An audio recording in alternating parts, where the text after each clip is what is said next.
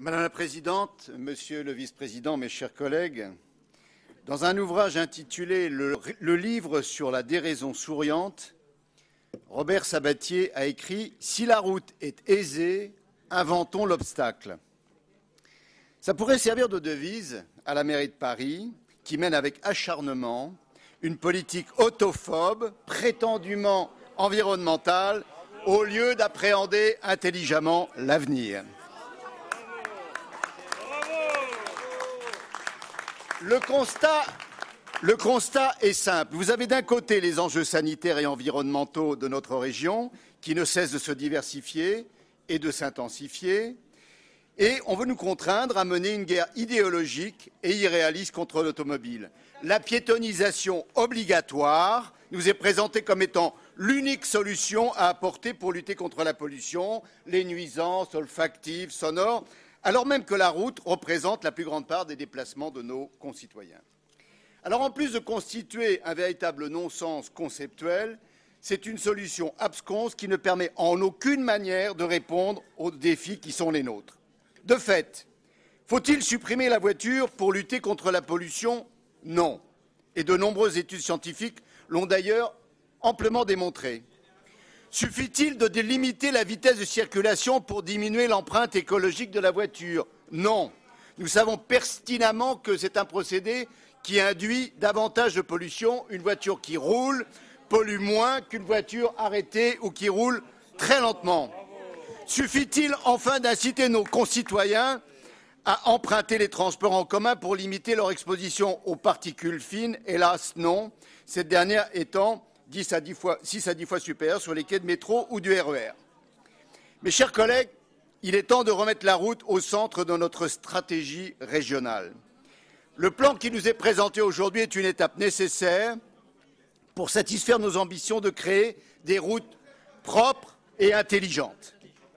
Grâce à l'élaboration d'un réseau routier d'intérêt régional, nous aurons la possibilité d'assurer plus facilement le développement de nouveaux services de mobilité. Ainsi, nous pourrons endiguer plus efficacement l'effet néfaste d'une fracture territoriale persistante tout en préservant le secteur automobile. Car faut-il rappeler que la présence des sièges sociaux des deux constructeurs nationaux, PSA et Renault, qui emploient ensemble 63 000 franciliens, place la région d'Île-de-France parmi les 4 premiers centres de contrôle dans le monde. Une position décisionnelle d'envergure qui contribue à l'attractivité et au rayonnement de notre région. Il est important d'encourager ce secteur à promouvoir l'innovation dans la création de la route de demain.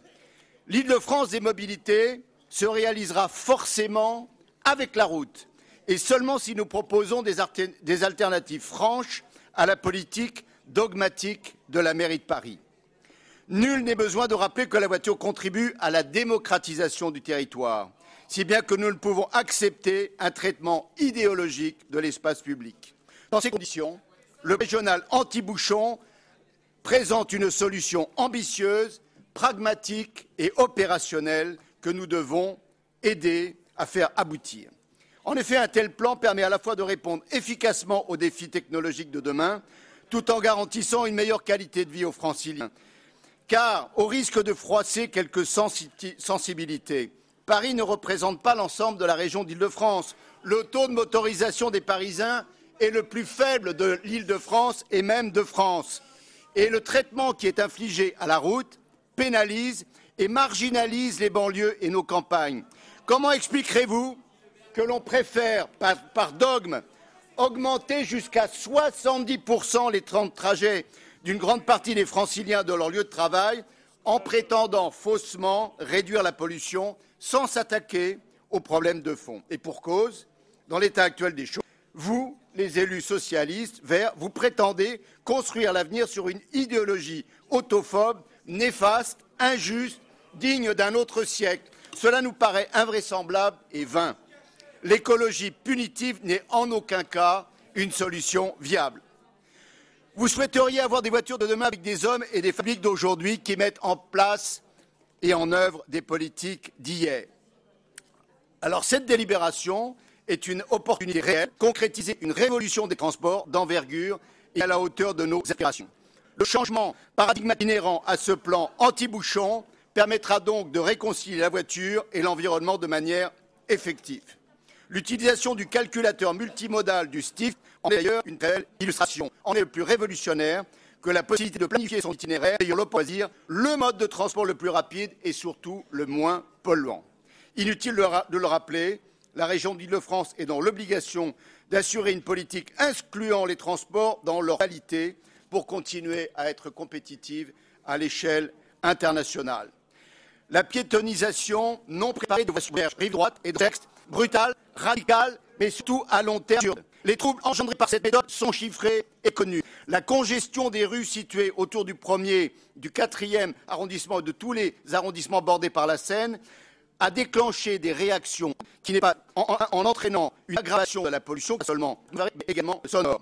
Et tout cela nuit fortement au confort de vie des Franciliens, au bon fonctionnement des services de secours, aux transports en commun et notamment aux bus de la RATP, ainsi que l'attractivité de ces zones éminemment touristiques. Notre qualité ne doit plus être prise au santé lorsqu'elle évoque les transports. Les répercussions des politiques publiques qui ont été menées affectent majoritairement l'ensemble des Franciliens vivant en dehors de Paris intramuros. Et en tant qu'élus régionaux, même nous, élus parisiens, nous ne pouvons pas accepter que nos citoyens en périphérie de Paris soient pénalisés par ces politiques. Soutenir cette délibération est donc le moyen le plus pertinent pour lutter contre le processus de discrimination inhérente à la politique environnementale de la maire de Paris. Je conclurai sur ces mots de Maurice Schumann. Si le progrès doit, la liberté est l'instrument du progrès. Libérons-nous de ces carcans idéologiques qu'on tente de nous imposer pour que la route ne devienne plus une source de tension et de contestation, d'immobilisation, mais un maillon de progrès. Pour toutes ces raisons, nous sommes fiers de voter cette délibération. Je vous remercie. Merci.